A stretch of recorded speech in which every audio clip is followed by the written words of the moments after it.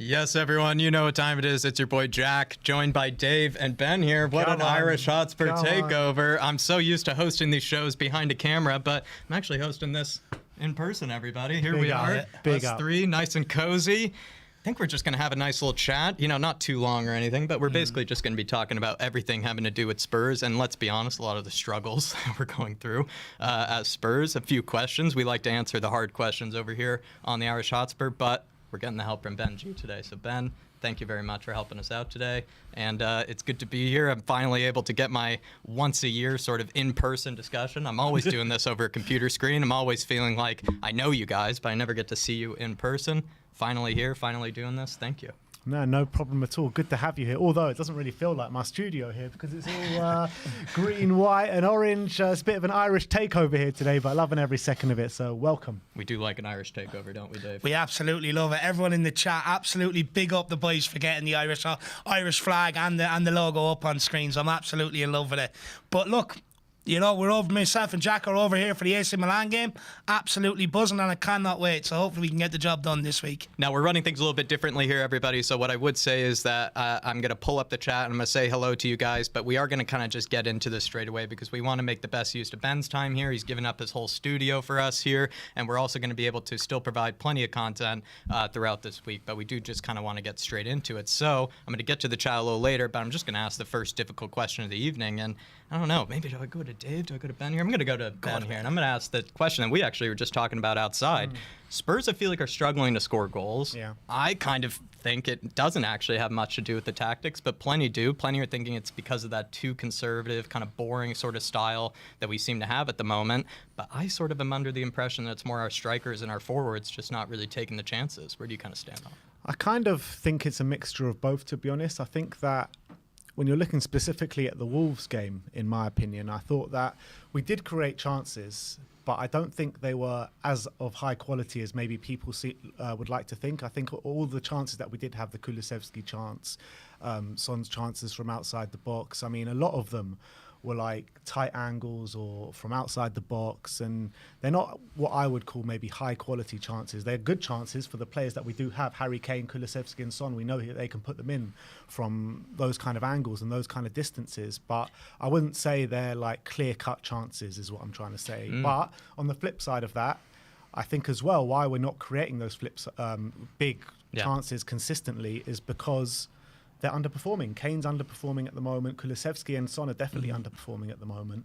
And the likes of Danjuma and Richarlison's underperforming too, and Danjuma's not getting a look in. So I think it's kind of a mixture of both, to be honest. I think it is a mixture of both, but I'm actually going to take a hard stance on it, more being the forwards actually kind of missing the chances than it is Antonio Conte letting us down. But plenty of fans think it is the tactics, and I do hear what Ben's, you know, not criticism, but his point being is one that I know is a common one, which is like, yes, we're in the right areas, but are we really creating clear-cut chances? Because when you're creating clear-cut chances, then there really isn't any excuse whatsoever for the players. Where do you lie on it, Dave? Are these chances they should be burying, or is it a bit of kind of both? Look, before I give my take on it, I want to ask Ben just a quick question. The chances that we have created, you're not thinking they're chances that Son, Kane, people like that would have put away, you know, maybe at the back end of last season under Conte or in previous years gone by?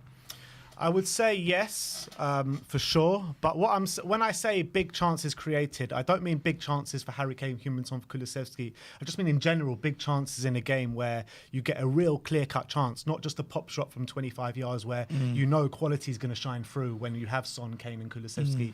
I mean proper clear-cut chances, one-on-one with the keeper, running through on goal. You know what I mean? I feel like though certain moments have been where teams are setting up against us really deep. They're setting up against us very conservatively themselves. It has been, I think, recently often two defensive teams sort of going at each other. And when you have two very defensive, pragmatic sides, I don't really see always the case where there's going to be a lot of clear-cut, open goal type chances unless there's going to be a huge mistake. And let's be honest, Spurs have a defense that is capable of making a huge mistake. But oftentimes we come up against the opposition who are not usually, making those mistakes. Even Wolves, right, have actually, despite one of the worst goal-scoring records, they also have one of the best defensive records in the league. Same thing kind of goes to AC Milan, where AC Milan have been bad defensively this season, but the past couple of weeks have kind of turned it around, started to become a lot more defensive. And I think even other teams we've faced this season have sort of set up against us really defensively. And while we are sort of a defensive team ourselves, we don't exactly then are able to create as clear-cut chances as maybe the fans would like.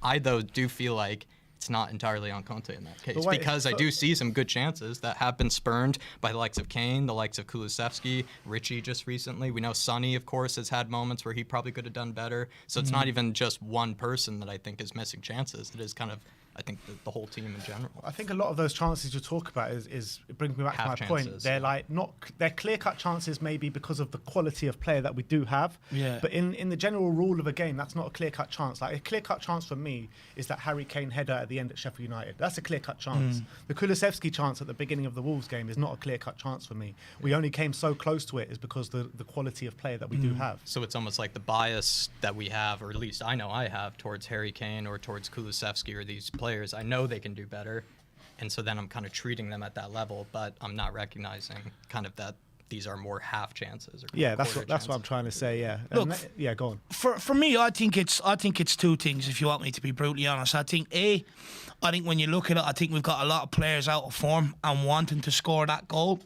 And it's not leading to any sort of link-up play, which usually we've been good at, and we can rip the opposition open with. You look at it, Kane, for the last month, he's been carrying illnesses, knocks, this, that, and the other, so he hasn't been fully fit. You've got Son on a massive goal drought, looking to sort of recapture the form from last year. And when you look at Son, he's been very, very greedy lately. There's times he could have slipped people in, he hasn't. Richarlison, we were only speaking about it before we came on air. That chance against Brentford, he snatched at it because he's so desperate for a goal. You got Kulu, hasn't really scored in a while either, since he's come back from the injury. But then you've also got wing-backs like Perisic, where we expected so much from him, but his delivery has been absolutely shocking this season.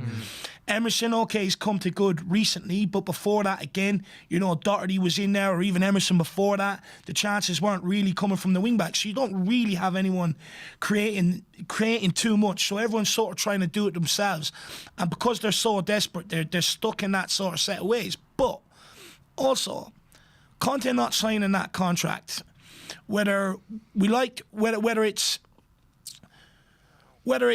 done on purpose by the players or not, it's natural that they're going to start cutting corners towards the end of Conte's tender towards the end of this season, because like if you're in a normal job and you've got a boss there, if he says to you, I'm gone in 2 weeks, you naturally start clowning around, cutting corners, not going through the routines properly, maybe not running as hard and stuff like that. So I do think you're starting to see a sort of drop-off, because it's like we were told that Conte's regime is so mentally and physically demanding that now I think you are starting to see players maybe not buy into it as much. And I think that's where you're also seeing maybe some of the drop-off.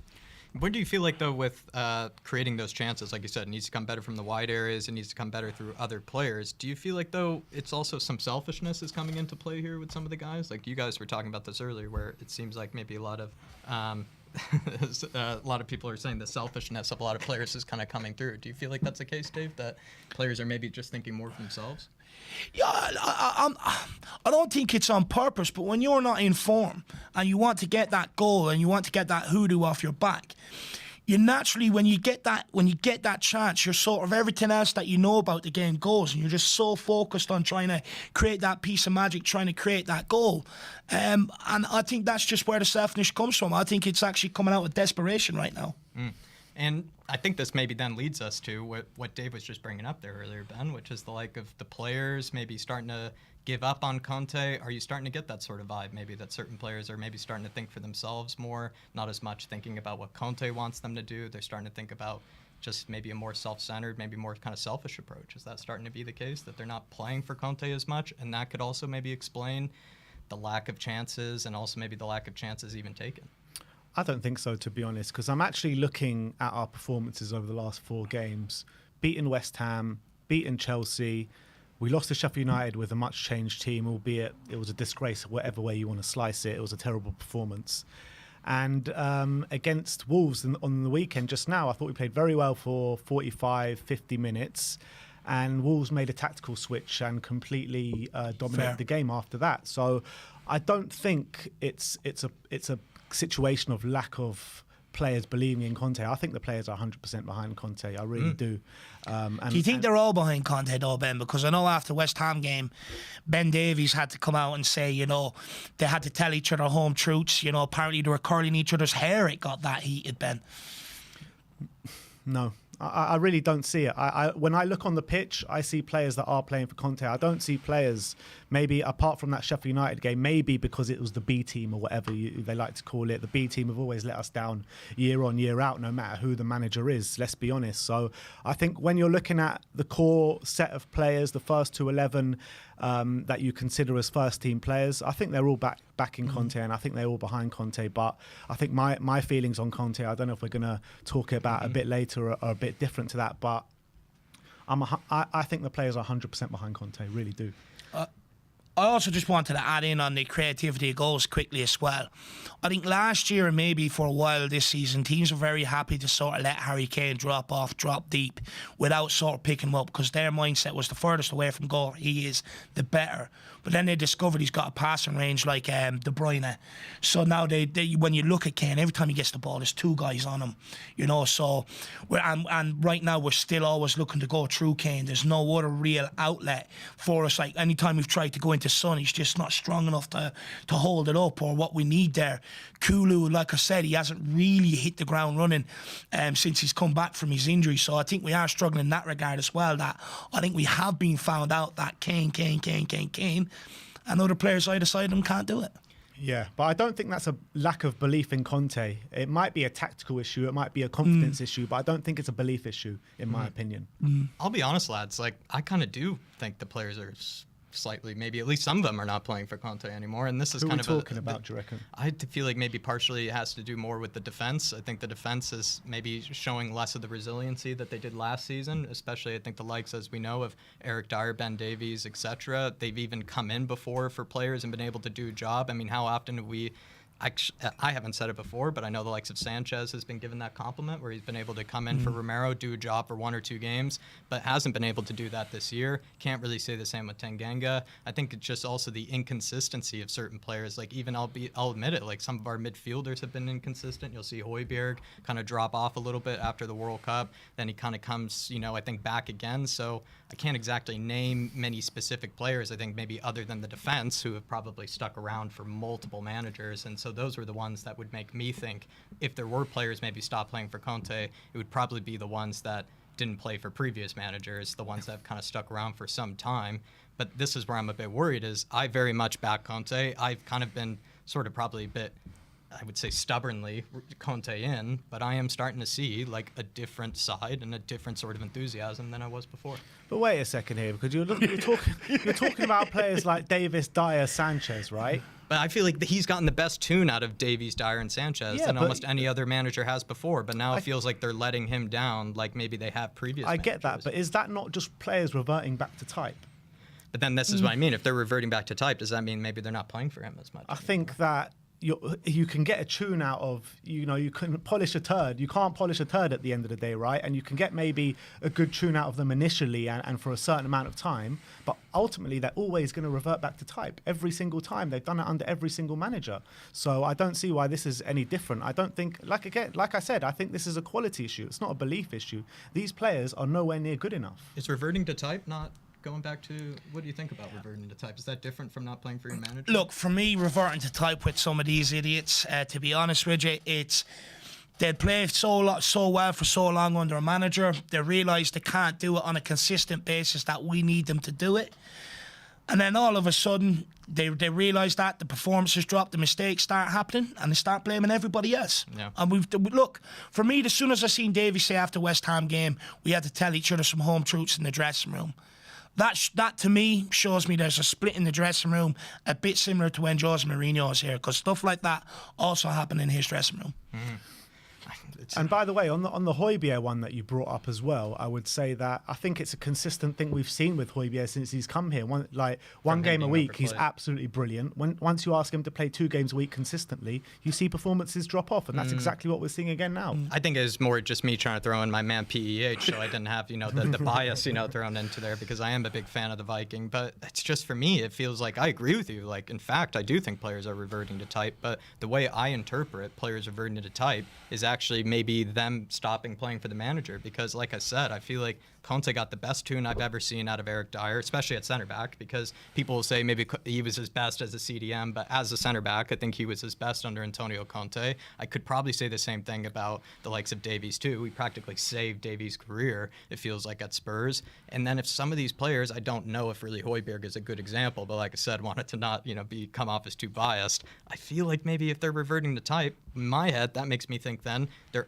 sort of actively maybe not playing for the manager as much. See, my understanding of it and what I meant by it is that they were overperforming last season, at the end of last season under Conte, and now what we're seeing is them at their level. And you can't, as a player, if you can't overperform for such an amount of time, otherwise you'd be that player, you'd be a good player. So that's why they're these players, because they can perform for a certain amount of time, but they're always going to go back to their level. That's reverting back to their type. But the problem is, though, what it does do, it knocks us out of the cups early. So that sort of drains maybe like Harry Kane's son, who maybe got their hopes up a bit like the fans, right?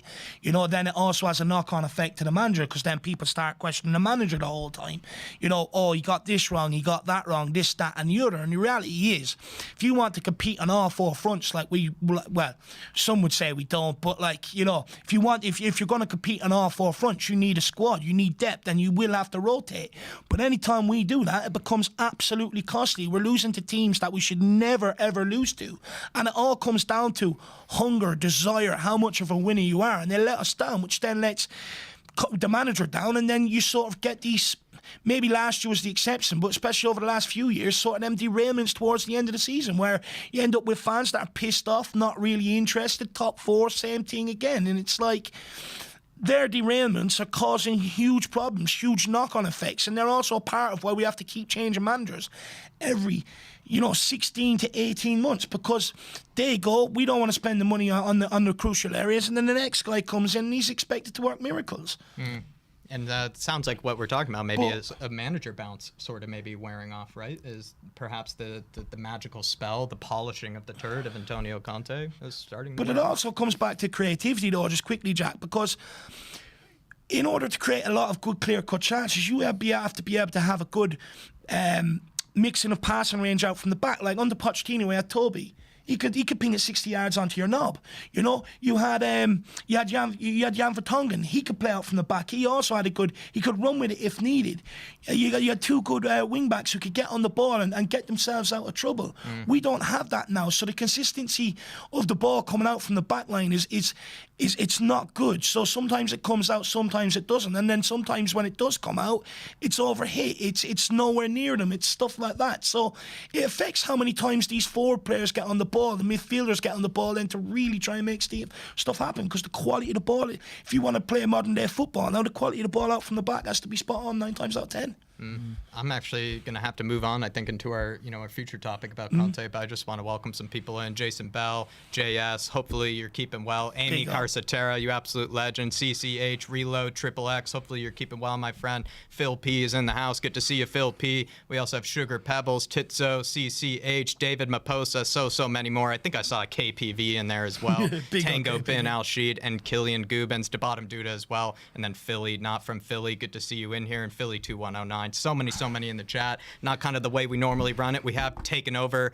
Ben's studio very generously by him. Just quickly, I'm absolutely outraged. I mean, Ben's gone to all the effort putting the logo up, the flag up. We've got 39 likes. I mean, come on, everybody. Smash that like button. There's 250 people watching. Absolutely obliterated. This is what you guys have been waiting for. And if you have any questions for myself, Jack, and Ben for the next half an hour, feel free to pump them in a super chat. Help support us. Listen to the man. He's in person, so you better listen to him. But I'm going to move Well, on if they to... don't start liking as well, Sim might just appear out of nowhere, start talking about algorithms or something to kick you lot into gear. But We're in a constant battle against the algorithm. That's what Dave likes to say. Mia W, pick yourself up. She says, look who it is. I hope your flights were all good. I'll let you in, Mia. I'm going to make a bit of an admission here. Got in really, really late last night. I knew I was basically going to be sleeping somewhere for like 6 hours. I found a really cheap, kind of 40-pound sort of dormitory, almost like hotel. But it was in enemy territory, Mia. It was in Chelsea. It was actually deep inside Chelsea grounds, only like a few blocks away from Brentford, a few blocks away from the likes of Chelsea and Stamford Bridge. I was in enemy territory last night, Mia, and that's where I was sleeping. But the flight was all good. Did you see many Chelsea fans? Because they've all gone missing at the moment, haven't they? Empty streets. I just want to add, actually, as well, everybody, if you could do me a favour on Twitter, actually, because my flight wasn't so great, just quickly, because Ryanair decided to charge me €45 just to bring my bag with me, even though I'm allowed a carry-on bag. So I want everyone to @Ryanair on Twitter, #refund the Irish Hotspur, because they let people on after me with bags bigger than mine. I was absolutely outraged, so my flight wasn't so good. Love that. And then John Stokes saying 77 likes. He's listening to everybody. He's listened to the man, listened to the Dave. We're going to bring up actually some new topic. We're kind of just on a similar line, but some important news that has come up from Sammy Mockbell of the Daily Mail, everybody. He's saying that there is a growing expectancy that Antonio Conte will leave Spurs at the end of the season.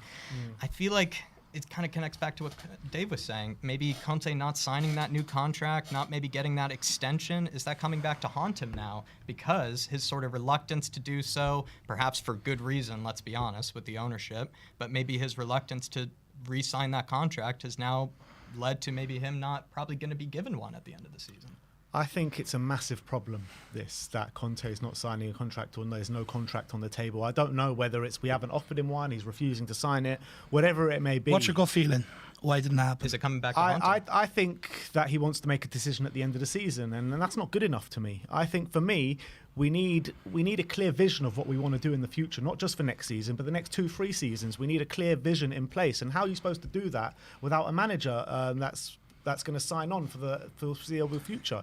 Conte is not doing that, and I get that he does it everywhere he goes, and this is kind of his thing. But the state that Tottenham are in right now, we need continuity, we need a plan, we need a vision. And we can't do that with a manager that's not going to sign for the foreseeable future. If Conte doesn't want to sign, if he doesn't want to be here, then just go, because it's not helping anyone. This uncertainty hovering around the club. It's just a grey cloud above the club. And yeah, we can play well in a few games, get top 4. But then what are we going to do next season? We need a clear plan in place. My number one priority is to keep Antonio Conte at this club. I want Antonio to sign for the next 3 years. Me too. And for him to get what he wants and for Spurs to go in the right direction. But if he's not going to sign on that contract and he's still unsure now, because that decision should be made by now. He should know by now if he wants to be here for next season or not. And yes, I get it. Like, he's gone through a lot of personal problems this season, everything surrounding it, people close to him dying, the fitness coach dying, him having emergency surgery, mad injury problems throughout the year, the issue with Paratici. Yes, I know it's very hard, but he's been here for long enough now, and he should know if he wants to be here next season. If you don't want to be here next season, you may as well just leave now, because it's not helping anyone. Sounds like your answer is a bit of it's coming back to haunt him kind of thing. 100%. But it's not just him. It's haunting the whole club from top to bottom. And it's almost the ripple effects of that decision or his reluctance to do so is coming to affect everybody else. This is the thing, though, Ben, is like I feel like I don't exactly blame him for his reluctance, because we know that previous managers have maybe been sort of fooled or as well maybe been led on, of course, by Daniel Levy, as well as led on by the ownership. And we know Antonio Conte, he is a guy that sees through a lot of this. He's a guy that doesn't really take any uncertainty, doesn't take any sort of ambiguity on anything. But that sort of reluctance, maybe that sort of patience with maybe his future is now coming back to bite him, it feels like, because now that the results are not going so well, managers do live and die by their results. It feels like if you're not going to sign the contract and then your results start to dip a little bit, there's less of a feeling then that the ownership will give you a new one, probably. Yeah, I mean, if Levy is just happy enough to get rid of Conte just willy-nilly, then he's a bigger idiot than I thought, you know what I mean? Like he's so lucky to have a manager like Antonio Conte through the door. You're talking about world-class manager. Yes, people might not be happy with the style of play. People might not be happy with the results at the moment. But ultimately, he's got us in the top 4 last year when we had no right to be there. We're sitting currently in fourth now when the whole fan base is in disarray.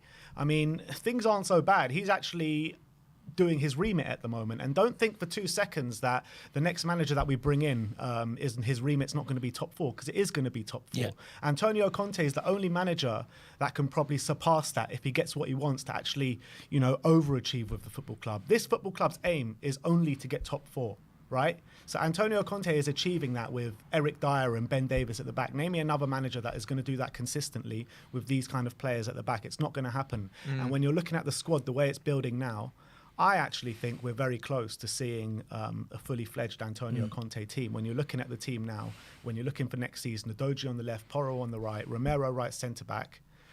We've got a good midfield going with Pape Matasar, Oli Skip coming through, Højbjerg, Bentancur, Bissouma.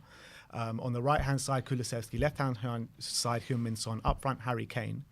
So for me, I'm looking at it, and if we sign 2 top centre-backs and a goalkeeper this summer, we can overachieve under Antonio Conte. We really can. What's funny about you say that, though, is I just saw a tweet the other day where it was like, if we hired Poch right now, like, we're just 2 signings away from having a brilliant team. And then you've just said that with Antonio Conte, which does make me question. It's like, it seems like maybe then any manager, are we just 2 or 3 signings away from that? And then it's like, let's just stay, at least in my opinion, and I understand people, it's very 50-50 right now. I'm going to get absolutely caned for saying this, but this is why I say stick with Antonio Conte, because stick with really almost any manager, because we have yet to do that in a while. We have yet to show a manager that sort of faith for the long term. It's everybody's asked, why can't we do what Arsenal do with Arteta? It's like, this is what you do. You stick through the bad times. You stick through the rough patches, and especially when you have a guy with a proven resume, a proven record like his, you probably have the benefit of the doubt that he's going to figure it out and he's going to get through it. But it does seem like at Spurs, even us as fans, we have this sort of like 2-year sort of like time span, or this 2-year time clock where it's like, oh, 2 years have passed, like, looks like maybe you haven't won us a Champions League, you haven't won a trophy yet, seems like maybe you're not the right one. I'm not saying all fans are doing that. I'm not even saying that it seems like that's even the case right now. It just does feel like the pressure is on Antonio to be doing better, and of course we know that it does stem from up top, but it does feel like, I don't know, do we reach the sort of like time capsule with a manager where then we start to get maybe a bit sort of out of the honeymoon phase and we start to maybe look around a bit and get a bit frustrated? I'm not sure. It's the same thing over and over again, right? A manager comes in, has an initial bounce, the players fully buy into the project, and they're playing well above their level, and then they always revert back to type, and then we blame the manager, and the manager gets sacked, and then the same thing happens over and over again. This is a cycle at Tottenham Hotspur, right?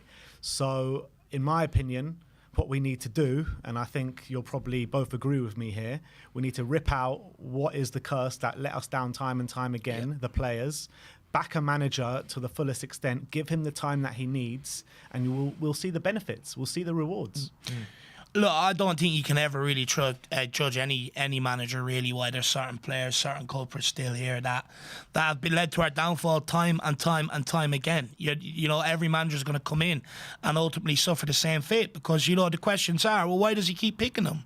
I mean, who do you want him to pick? Fresh air or Jesus? You know, we don't have anybody else to pick. This is the problem. You know, look, I can understand where people are saying, look, maybe the football's a bit boring, but I do truly believe if we had a much better backline like we did under Poch, that anything came in we could defend, but they also had the composure like Romero has, you'd see a lot better football at Tottenham. You'd see us on the ball. You know, you'd see us looking to play.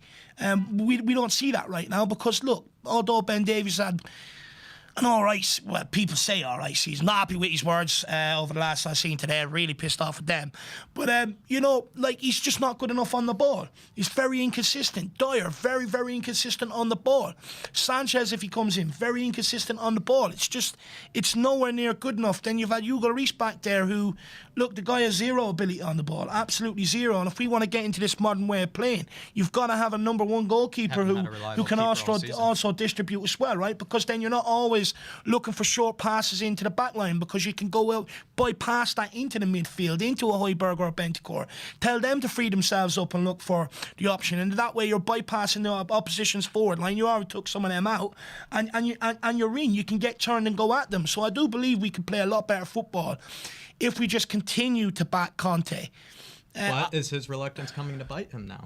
Because he does live and die 100%. By the results. He lives and dies by the results, but he has been reluctant to sign the contract, and now Spurs are unexpecting to give him that extension. And could that be because he didn't take the opportunity before to re-sign. Look, that contract, I remember saying it to you at the time, Jack, that had to be done over the World Cup. Had to be done over the World Cup. I think I said the very latest you could do is maybe if Conte was waiting to the January transfer window to see if he was back to his liking and then maybe sign it.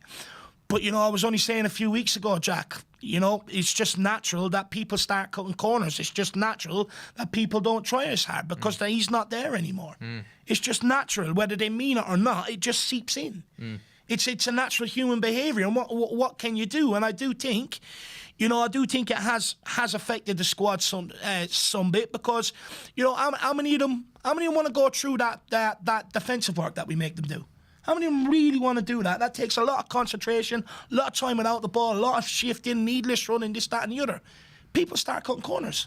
They're not going to want to do it. And that's where the game plan then starts to fail a structure of little. the team is there at the moment. It is there. I agree. But for me, I just think there's a certain degree of poison there. Not having a proper number one this season with Hugo Lloris's decline. Yeah. I think it's come back to haunt us. But this is the problem. It's always something every single season. When are we just going to come out of a transfer window and say, do you know what? We've got every piece of the puzzle this season. Let's fucking go for it.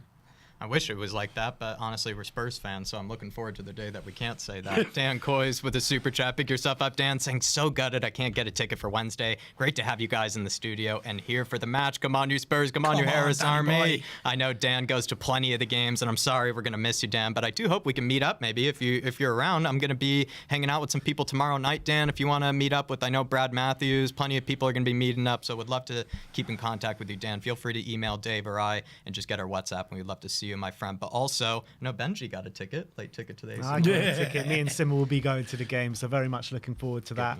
Good that man. Could be the last time we hear the Champions League music for a while. Oh, yeah. Let's hope not, boys. Let's hope not. But we'll get to that as a little wrap-up question. Phil P says, death, taxes, and Ryanair ripoffs. See you Wednesday, boys. Honestly, I was gutted. And do you know what sickened me, my man? She turns around to me and says, enjoy your trip.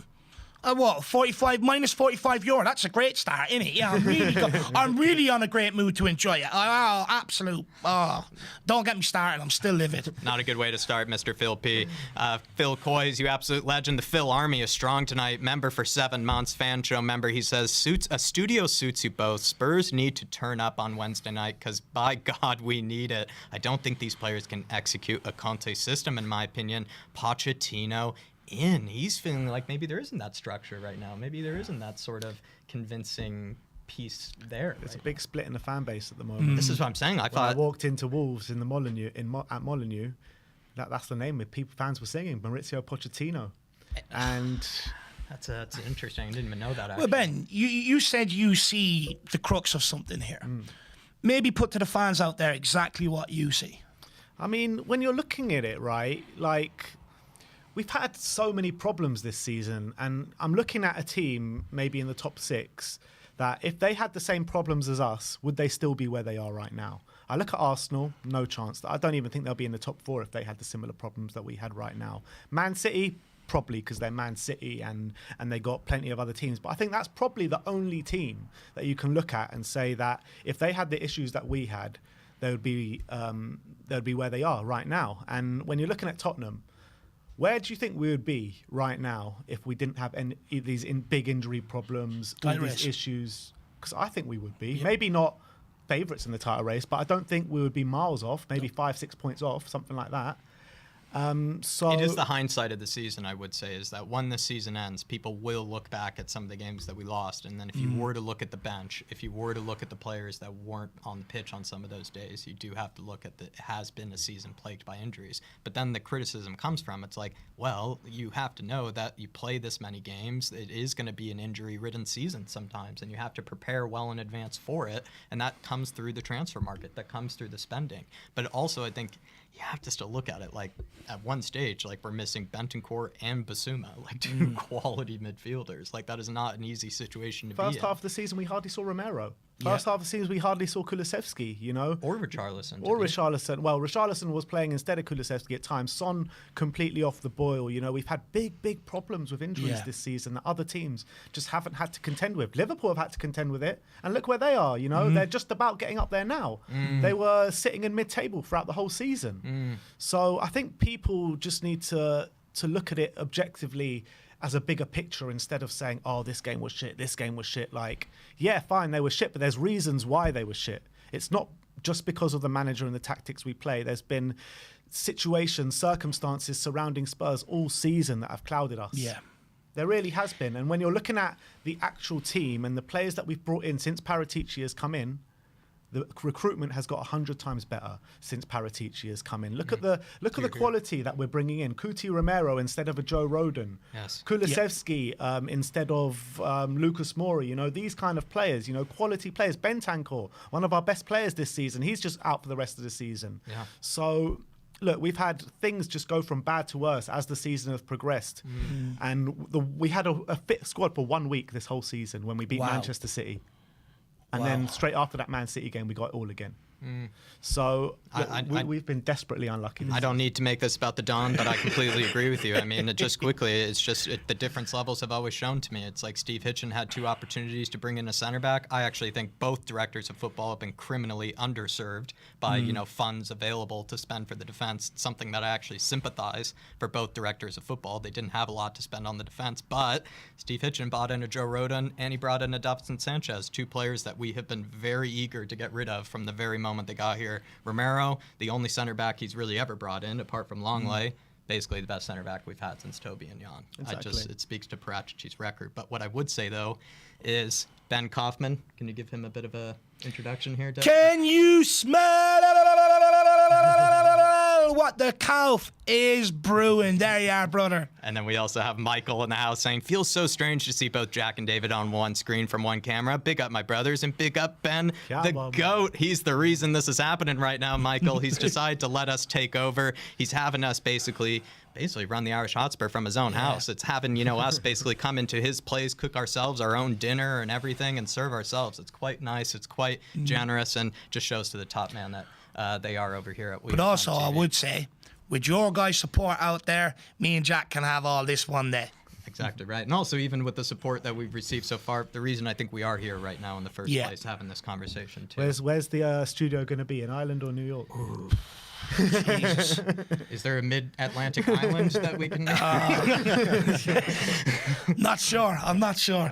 Maybe we'll have to settle for something like where the Godfather goes, where Philip goes to, a nice Lanzarote or something like that. I'll be honest. My only fear of going to New York is that I'll die of a heart attack from overeating. So I'm not sure it's a good option, boys. A place where there's good chips, not too many. But everybody, keep smashing that like button, please. Keep getting your comments in. I'm going to get to some more topics, but then we are going to wrap up the show because, of course, we want to keep this, a good sort of succinct show, long enough, of course, for you guys to be able to watch back. But also, like I said, they're very generously giving us the time here, so we don't want to be too rude about it. But everybody, let's go on to maybe debates over whether Conte was actually backed or, back into circulation. And I feel like maybe the way we can sort of frame this has to do with the rumors about Spurs being interested in Steve Cooper, Spurs being interested in the likes of Oliver Glasner. It confuses me, Ben. It feels like it's something like these are lesser established managers that remind me of kind of the Nuno days of like when we had gone from Jose to Nuno.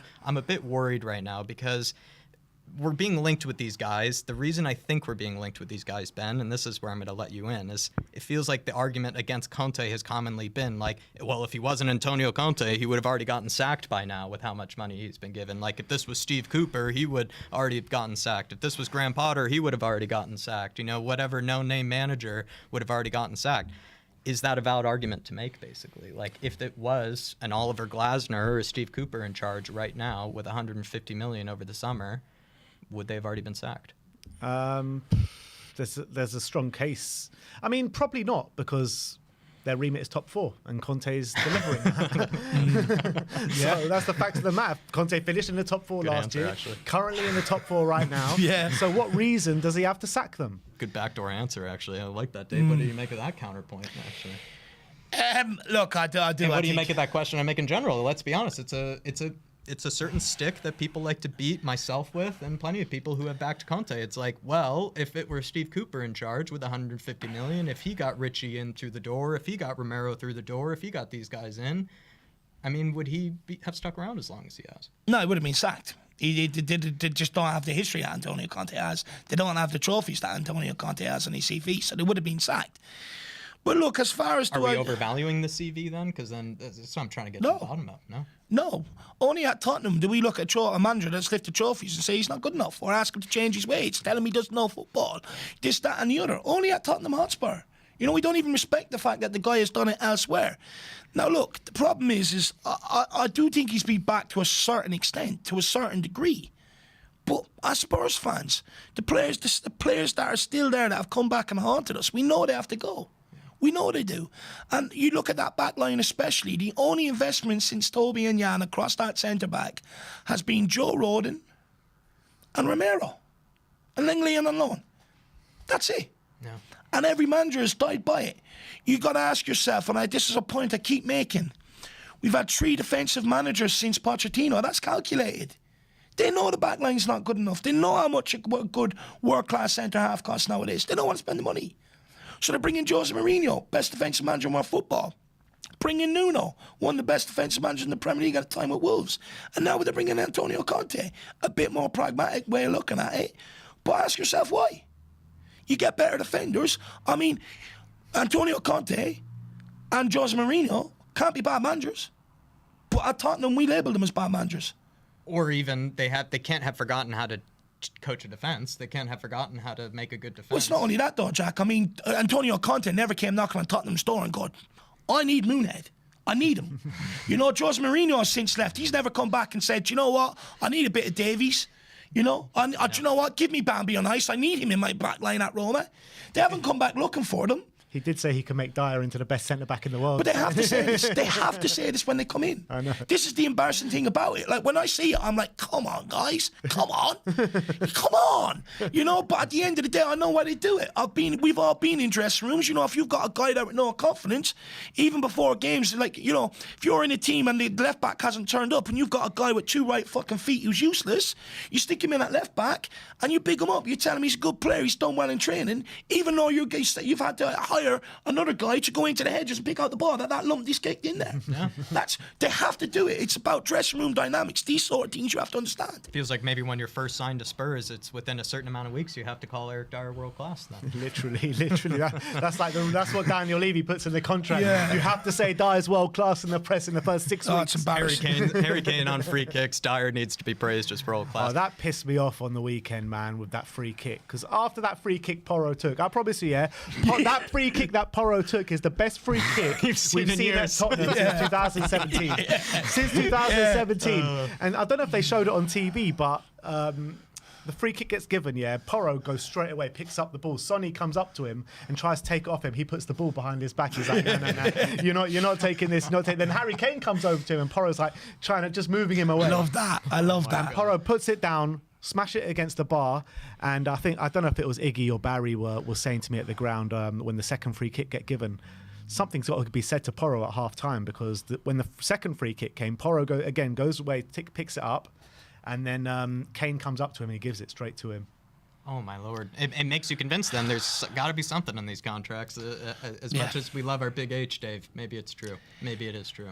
Look, I love Big H, but, you know, secretly the reason why I'm over is I'm giving him free kick lessons, okay? Good reason to come over. Phil P saying, Spurs Phil Army, assemble. Levy, watch out. Woo! Get yourself up. Phil, I would say the Phil Army is very strong against the ownership, and you could say they probably should form maybe their own sort of, their own Phil protest, if anything. Just 100 Phils, out there. Phils against Levy. Phils against Levy, exactly. That'd be a good club. Big yourself up, Phil. Appreciate the support. Brandon Troller, the one and only. Fellas, I have the answer. Sign Balotelli. Big yourself up, Brandon. That's the answer. Hopefully you're keeping well, my man, out in the big NYC. But Brandon, appreciate all your support, my man. And hopefully we can see you out here one day, Brandon, being able to cheer on the mighty Spurs. Big welcome in the studio as well, Brandon. Get in here, man. Brandon, I want your score prediction for Wednesday, my man.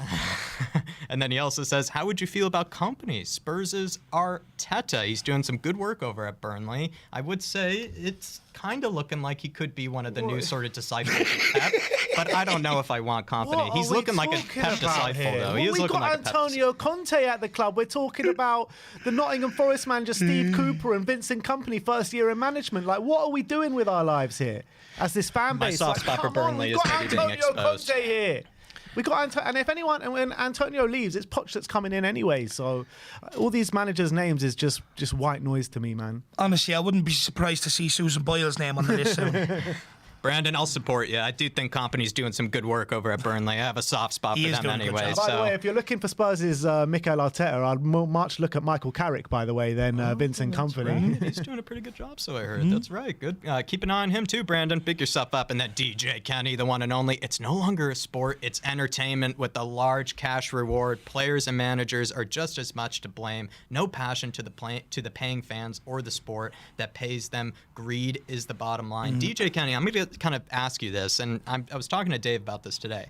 I genuinely do think that it's probably because of kind of the younger generation of players, even me myself, let's be honest. Like, I do feel like the FA Cup and the sort of domestic cup competitions are not really as special to the younger fan base as maybe they were to the older fan base. And I think that is kind of actually a real shame. And it does then get sort of manifested, I think, in the players. In fact, I feel like I see a lot of players that are not even just playing for Spurs, like over at Southampton, like Southampton losing to Grimsby. It's just like, it seems certain players, maybe the younger ones even, not the older ones, the younger ones, are not as like enthused about the World Cup, or not enthused about the FA Cup, not enthused about the domestic cup competitions. Because how many times have we seen these League One, League Two teams knocking out the Premier League sides? And it feels like it's because not only maybe the manager probably not caring too much about the competition, but also maybe the players not caring about it as much. Yeah, but you still see big teams win it year on, year out. It's the same teams that win it every single time. And when you're looking at Manchester United, when you're looking at Liverpool, when you're looking at these kind of teams that are maybe not up there every single year, but some years they're fighting for the top four, some years they're in the top four. If you're looking at if you're talking to their owners, 100% they'll prefer to finish in the Champions League than win a Carabao Cup or FA Cup, because that's what brings in most revenue. You know, this game against AC Milan alone is worth 10 million euros or dollars, whatever it is. This FA Cup, if we won it in total, that's 2 million. So it's a no-brainer for the owners, like what they would prefer. I completely understand that. But having said that, you still, when you're a big club, you have to go for everything. Well, if you're seeing big clubs still win it, there is no Exactly. excuse. Exactly. Yeah. So what I'm saying is there's no excuse for Tottenham to go so long without winning a domestic trophy. We're going out to the likes of Middlesbrough and Sheffield United and Everton and Norwich and these kind of teams year on, year out. It's an absolute embarrassment. And we should be playing, whether it be a stronger team, a more serious team, or just take the game more seriously. We should be winning these games, and we should have at least multiple trophies behind us in the Levy tenure. But it comes back to what we know. You know, we've got players that are not hungry, not passionate, don't care about winning. For instance, don't like bringing the guy up, but he's a buffoon. He had the chance to leave in January, Davinson Sanchez, chose to turn it down, still here, goes out in the cup game and plays absolutely wank. And for me, you know, it shows to me that it's more about the lifestyle and the money for him than it is about the football. You know, at the end of the day, I don't care who you pit up against in the FA Cup. If you're a winner, you want to lift trophies, you play your bollocks off. It's that simple. You know, if you're a winner, you will go out there and perform. It's that easy. We've also heard, though, guys in the squad complain about the Bitpart roles that they've been given in the past, and where it is a bit frustrating is, like, if you are complaining about having a Bitpart role, which is most of the case just due to your own, you know, not being good enough, but if you are complaining about Bitpart role, but then you're given a move elsewhere, like you're given that chance to go away, like, why are you not taking it then if you're complaining about Bitpart role? It can't be both ways. Exactly. You need to grab your opportunity with both hands. That's how it works as a football player. And it's no surprise that when you're looking at the big games in the Cups that we've lost since Pochettino was here, since that Colchester game, really, it's the same culprits every single time. Davinson Sanchez, Eric Dyer. I've even got the shit list here in front of me. I've got it here. I'm actually going to read it out to you. You have to check guys. it. I don't want to see it. Pochettino, 2019, Colchester on penalties. Sanchez, Dyer, Tanganga, Davis, Lucas Moura all starting. Pochettino, 2019, Crystal Palace in the FA Cup, 2-0 loss. Sanchez, Dyer, Lucas all starting. Jose Mourinho, Norwich on penalties. Dyer, Sanchez, Lucas all starting. Jose, Zagreb, 3-0. Sanchez, Dyer, Davis and Lucas all starting. Nuno, Vitesse, 1-0. Sanchez, Davis starting. Mura, Antonio Conte, Tanganga and Sanchez starting. Conte, Middlesbrough, 1-0 after extra time, Dyer and Davis. Conte, Forest, 2-0 earlier this season, Dyer and Sanchez. And then Sheffield United, Dyer, Davis, Sanchez, Lucas, the whole lot of them. I was having a nice time, with this conversation until that part. But, honestly... Does the studio come with a punching bag? If that doesn't prove anything to you, then I don't know what will. Yeah, I'm with you. And DJ Kenny, I think you got a good answer there, my friend. But me personally, I do think it actually is that a lot of the money, as well as the cash rewards that you're bringing up, is starting to impact the passion of these players. It's impacting some of the will. And it's like I said before, like if they're complaining about Bitpart Roles when they're being paid $200K a week, it just doesn't really make sense anymore. I mean, imagine getting 200 grand in your bank account at the end of the week, and you can't go out and perform against Sheffield United. It's some of the easiest coin you can earn. It's embarrassing. Some of the easiest coin you can earn. And people have said to me when I've read out those games before, it was like, oh, but we've lost big games with Ledley King at the back. We've lost games like that with Toby Alderweireld and big players at the back, but not that many as consistent as that. Yeah. And then Emily Dunn here saying, the studio looks great with those Irish flags, but disappointed with no flat cap, David. Great stream, guys. Come on, you Spurs. Was it an extra $5 if the flat cap was brought on in the suitcase? Did it make it a little heavier? Do you know what it was? Yeah, well... No, do you know what it was? I was debating whether to bring it or not, but I feel like I've got such a good haircut right now. I think it'd be a shame to hide it. Oh. Let me know how you think I look, though. That's what I want to know. How good do I look? Fade, out of 10.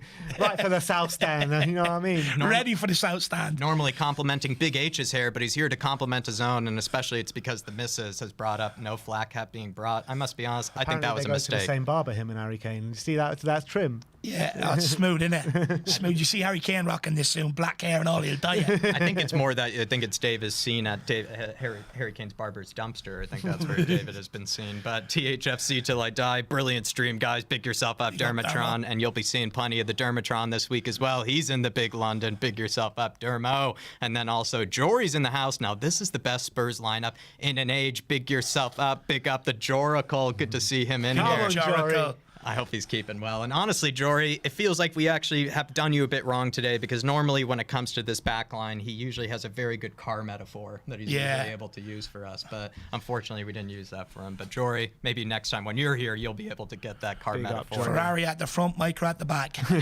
Exactly right. Exactly right. Well, I'm going to go for kind of just the last question of the evening, and it's going to kind of round it all off to the very beginning. We have had those scoring troubles, Ben. But that then means when we come up to Wednesday and we do need to score goals against AC Milan, what's your front three? My front three for AC, I'm going to go Decky, Kane and Son for me. Decky, Kane and Son. What about you, Dave? I'll go last. Yeah, I think you got to go with the players that sort of earned it last year, Jack. I would go with Decky, Kane and Son. Look, I think it's harsh on Richarlison, because I do think Richarlison gives that defensive work that maybe Son doesn't. But look, we've got to go for it at home. We've got to go for goals. And I do think when you look at Son against Wolves, not quite back there, but he was making things happen. Richarlison hasn't quite really made much happen, so I would go with them three. Richarlison looked really poor against Sheffield, and so it's hard to kind of like give the case that he's in good form, like he should keep his spot in the team. I don't think you can make that case. I am a bit more leaning towards Richarlison actually in this one, mostly because I feel like if we are to make impact subs in a game, it's more likely to come through a guy like Sonny, because it seems like Conte, he's a bit reluctant to maybe take off Sonny for probably good reasons, but also it does seem like there seems to be this thing where they're a bit hesitant to pull him off for maybe the fact that he could just score in any moment. I'm not sure what the logic is, but they do seem reluctant to pull him off, whereas Richarlison, if he's not doing it and he hasn't scored in the first 60 minutes, they will quickly take him off for the likes of Sonny. And so I'm actually thinking, let's say we are 1-1, maybe it's a draw at that stage and we are starting to run out of ideas again. Maybe you bring on someone like Sonny instead of Richarlison, go a bit more also kind of hardworking in the beginning, get some guys into the box. You know, Richie has that presence in the penalty area. I think I'd actually go for Richie, Kane, and Kulusevski. Not saying, though, because Richarlison is in any good form. I think it's more just a tactical sort of kind of choice for me. And also because I think substitutions would happen sooner rather than later, maybe if Richarlison came in. For me, I just think as much as Son's been poor this season, I actually have seen improvements in the last couple of games from Sonny, especially in the last game. So I want to keep that kind of momentum going in an upwards trajectory. So I think it's actually important for Son to start this game in a big game as well, biggest game of the season. So for me, Son has to play. But the one key player that can't play for me is Ivan Perisic. I don't want to see him play. I do guess not want to he will see play. him play. We I know he will, but I really don't want to see him play, man. Dyer's out. I know Dyer's out, but for me, I stick Porro at left wing back and put Emerson right wing back. But you know why I say Porro at left and Emerson on the right? Because Emerson needs to deal with Rafael Leao. Yeah. Emerson and Romero Spot need on. to deal with Rafael Leao. So stick Porro on the other side and see what he can do. I think that's a good shout. I think you look at Porro the last couple of games, he's starting to show us what he can do on the ball in terms of crossing, in terms of long ball switches of play. I think that's a good shout by Ben, because look, Perisic just keeps giving us the same thing. Nothing. Yeah, but there is a case to say that if Porro is on the left, is he going to be a bit too predictable, always checking in on his right foot? I think when you're technically gifted, yeah, they may be able to read it, but I think you're just too good. Too good. Porro seems to have a good long ball on him, though. Like, he does seem to have some technical ability. And I guess while I'm in here live in the studio, King Hoddle, I see you in the chat, so you probably get to hear live in person. Hashtag save Emerson. Pick yourself up, my man. And it's good to see so much has changed within the space of a year. We're going to start wrapping things up here, everybody. It really has been a pleasure to do this with Ben. And also, like I said before, please thank him in the chat, because he's given up his whole studio. People are staying behind for us and everything. He's having a bit of a late day, you could say, too, because of us. So he's being very generous, letting us take over his whole home, his whole studio over here. So everybody, please give him a big thank you. Please big him up, guys. And then Tin Man 007 with Big a up, super Tin chat Man. saying, in defense, I would play Porro, Emerson, Romero, Longley, and Davies versus Milan. What do you guys think? That sounded like yours. Yeah, exactly the same as mine. Because Dyer's out, I mean, the back three kind of picks itself, doesn't it? Because I don't want to be seeing Sanchez if that in there happens. whatsoever. So I think that back five is the only back five for me that's realistic to play, unless you play Perisic. I think the only change I would make is probably Perisic, but I see all the logic with playing Porro. I agree. I think Perisic has been a defensive liability in general. So and also, again, like Champions League games, very high level, very high stakes, you can get punished. So I would say probably go for more defensive choice at left wing back. Dave, do you agree with Tin Man? No, I'd be 100% down with that. I don't want to see Sanchez whatsoever. I don't really want to see Perisic either. I think he's really underwhelmed me, really disappointed. Big up the old lad as well for tuning in as well. Good man. But look, you know, everybody, it's been an absolute pleasure. Hopefully you've enjoyed this stream. Like I said, big up We Are Tottenham TV and Sammy Boy, even though he's a Chelsea fan, big him up, staying behind late to really help us out here. So massive thank you, lad. Yeah. Absolutely. We'll leave it there, everybody. As always, we're going to continue back in Conte. Come on, you Spurs. Come on, you Come on, you Spurs. Spurs. And in Conte, In Conte we And over trust. to We Are Tottenham TV, because we're Yes. going to be live there very, very soon. Exactly So come right. on, you Spurs. Stick with Come us, on. everybody. Don't go anywhere.